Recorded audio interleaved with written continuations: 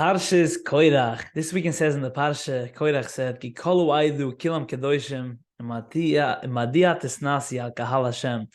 Everyone is holy, everyone is heilig. Why do you, Moshe and Aaron, have to make it abistava, have to become the heads, the leaders? Who says, I also want to be the biggest? Why only you? And let's dive in a bit deeper. What is going on here? Of course, we can't really understand it because it says Koirach was a big tzaddik. He was on a high level. We can't understand why he was fighting and what he was fighting for. It's all high spiritual levels. But we see this week in the Nesiv Shulam a very, very deep concept.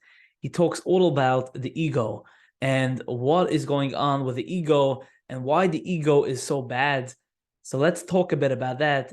He says that Koirach had the Midas Hayeshes, which Midas Hayeshes means that I hold about my self-image. I upkeep a self-image. I identify with who I am, and based on that, I need kuved, I need tavis, and it's called Midas Hayeshes. And the Zohar HaKudosh says that the Midas Hayeshes, which is the ego, is the number one wall between the connection of a Yid and the Eibishter. It says the Eibishter's name is Shuloim, and Koirach was here to fight on the Hashem's name, which is called Shuloim. And let's understand, what does this mean? We see many people are fighting. There's a lot of fights in certain communities, certain rebbes, certain families. People are very into fights. And it says in the Gemara that machloikis is one of the worst things. Why is it so bad? It's pretty good, you know. People are fighting. People want to have certain positions. People have jealousy. People fight. And this is part of our fabric. We grew up in a lot of fights. There's a lot of fighting going on.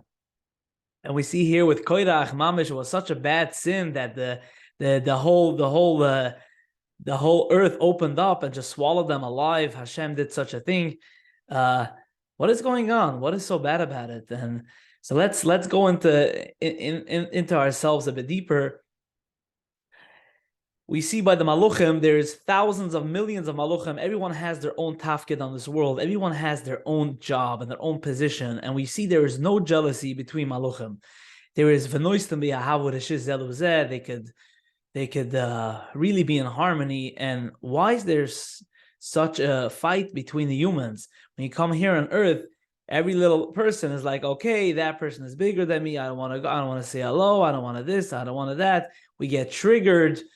We start fighting, and this is what happened with Koirach. Hashem gave certain positions for Aharon, Moshe, and the Leviim. Everyone has their holy position, just like a Maluchim. You know, Malach Raful is going to heal, Gabriel is going to do that. No one is mixing, and no one is jealous that person has a different position, because this is just how it is. Just like when you go on the street, you will never be jealous. Say, you know what? I'm so jealous of the tree. The tree is so lucky. He could produce fruits and vegetables and all of that. I can't do it. I'm going to be so jealous. I'm going to scream at the trees. I'm going to fight with the trees. I'm going to open up a competition with the trees. No, you're not even going to be motivated to do so, because you know that the tree was made to make pyrus, and you were sent down for a complete different role. And that's what happened in the Midbar with the Mishkan and the Eibishter and the whole Bria.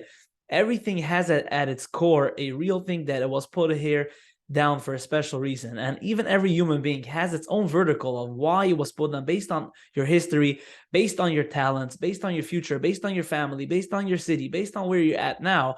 You are at a very unique point that if you want to operate out of your core, you know exactly what you want to be doing. So we have two things playing inside of us. We have our core being, which is our neshama, our chaylik lekamimal, our neshama that was created in the image of Hashem, that has no gava, no tava, no nothing. And then there is a new thing called ego. There's an ego that we build at a very young age. We built a new identity that it's like an illusion of who we are.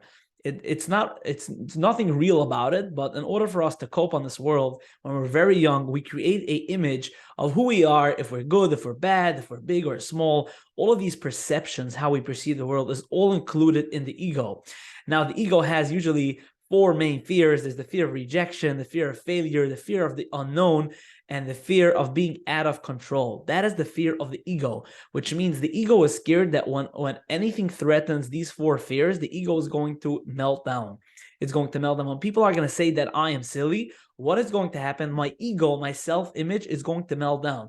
Now, if I only identify with my self-image, I don't know about this whole neshama, this whole heilige kamimal thingy, then when I come at the shul and people look at me funny, I am actually dead.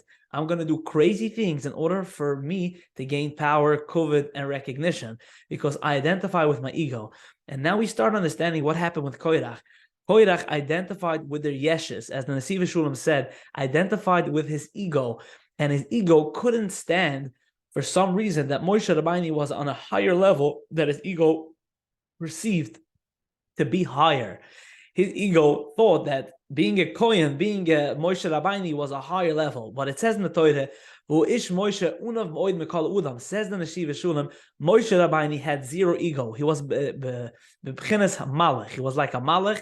A malach has no ego. A malach melts into the Eibishter. That's why the Zohar Kodesh says when there is no ego in a person, he's able to melt into the Eibishter, which we call Devaikis. You ever heard of the word Devaikis and the Baal Shem Tov, all the Talmidim, all of this, all of the daven for hours and hours with much Devaikis. Devaikis means you're able to connect to the Shekhinah. You're able to feel the actual presence of Hashem. That is called Devaikis. And when we are able to remove the ego, we are able to experience Devaikis. So how do we work on removing our ego? Because everyone has an ego.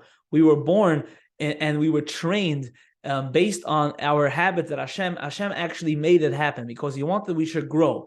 He didn't want we should be like a malach and right off the bat be like a malach and din the Eibush to every minute. He wanted we should be a little bit further. He threw us a bit further in order. He wanted to see us coming back, growing back into spiritual beings and with all of the mitzvahs with Torah. So how do we get back? How do we start peeling off layers of our ego? The number one way is just be aware. If you're aware of when your ego is being triggered, it's going to be triggered when it's scared of failure, when it's scared of rejection. You're going to come to places, you're going to start thinking that people are thinking that I am a loser.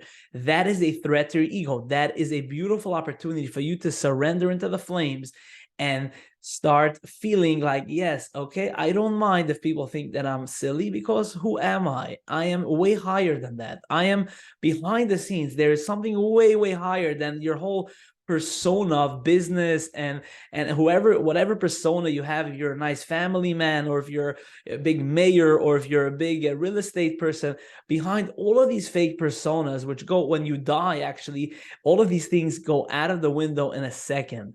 That's death is the complete killing of the ego.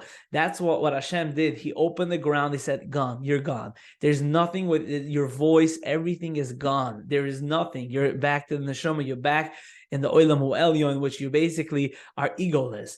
And that is what happened to Korach. So the number one is being aware of our triggers. The number two is trying to connect with our inner self through relaxation, meditation, and breath work. To focus, start being present, to focus on ourselves inwards with these tools.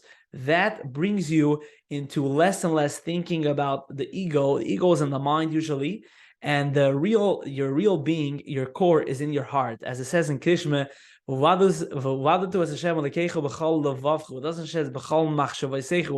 because the heart, the real stuff is in the heart. The heart is the center of how you connect to Hashem. And that's egoless. It's full of emotion. It's full of love. The ego usually lives in the brain, in the logical brain. That's where you start building all of these layers and layers of ego. I hope this is going to help you come closer to Hashem as we learn this from Korach and this week's Parsha. Have an amazing week.